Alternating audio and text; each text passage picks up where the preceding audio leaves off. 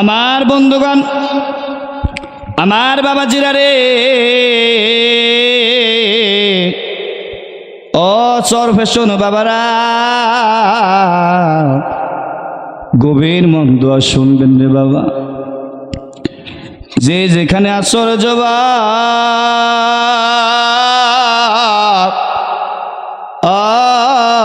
যুবক রে, তোর হাতে দড়ি পায়ে দড়ির বাবা, আজকে তুমি কম্বলের ভিতরে তুমি সিটিং করো তোমার প্রেমিকার সাথে।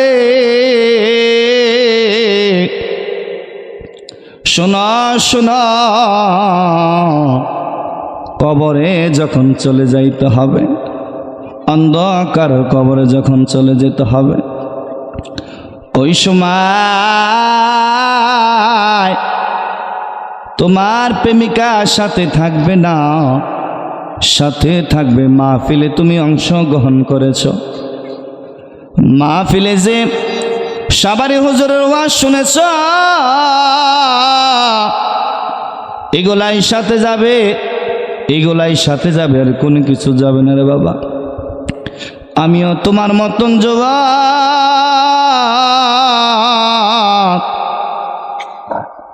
আমিও তো সব কিছু সেরে, সংসার ছেড়ে সব কিছু ছেড়ে ভুলা চলে আসছি।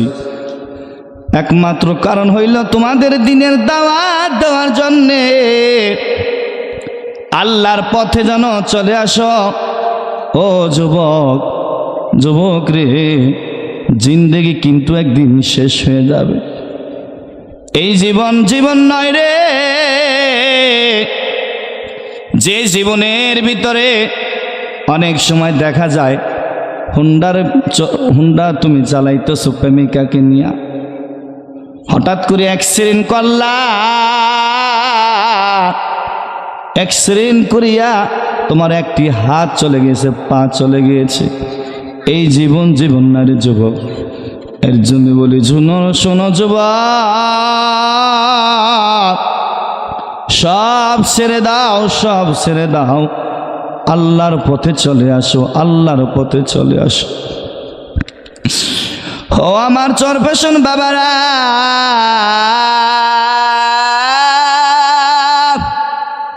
গভীর মন দিয়া শুনবে,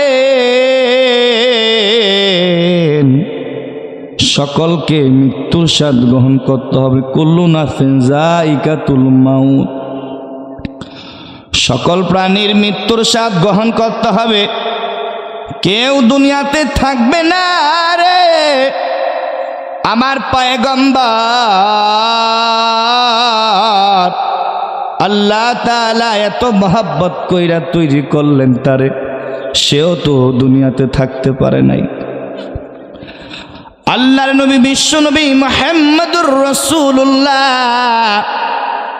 সাল্লাল্লাহু আলাইহি সাল্লাম অসুস্থ। আল্লাহর নবী মাজার ব্যথায় উঠতে পারে না। ইহুদির দলেরা আল্লাহর নবীকে যে পরিমাণ কষ্ট দিয়েছে ইসলামের দাওয়াত দেওয়ার কারণে, মদিনার নবী অনেক কষ্ট করেছেন। তায়েফবাসীরা অনেক পাথর নিক্ষেপ করেছেন, মাথায় নিক্ষেপ করেছেন। আমার নবীর শরীর মোবারক লেগেছেন, রক্ত প্রবাহিত হয়েছে। আমার নবী তারপর কখনো প্রতিবাদ করে নাই। ও তায়েফবাসীরা, কেন তোমরা আমাকে মারো? আল্লাহর নবীর কথাই একটাই ছিল, তায়েফবাসীরা রে, যত পারো মারো, আমার মনে কোনো ব্যথা নাই, কষ্ট নাই রে। তারপরও তোমরা ইসলাম গ্রহণ করো, দিনের পথে চলে আসো, আল্লাহর পথে চলে আসো। পয়গম্বর আরবি মৃত্যুর আগে অসুস্থ, মাথা ব্যথা, শরীর ব্যথা, পয়গম্বর আরবি আল্লাহু আকবার, এই আরেকবার জোরে বলেন না, আল্লাহু আকবার। আল্লাহর নবীর শরীর ভালো না, নবীজি শুয়ে রয়েছেন। আল্লাহর নবীর মেয়ে ফাতেমা ডাক দিয়ে বলতেছেন, বাবা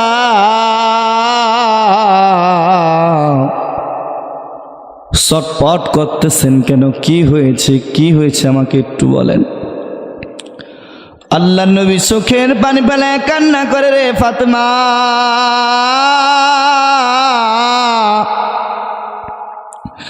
আমার শরীরটা অনেক খারাপ লাগতেছে, কেমন জানি লাগে, মাজার ব্যথায় উঠতে পারি না।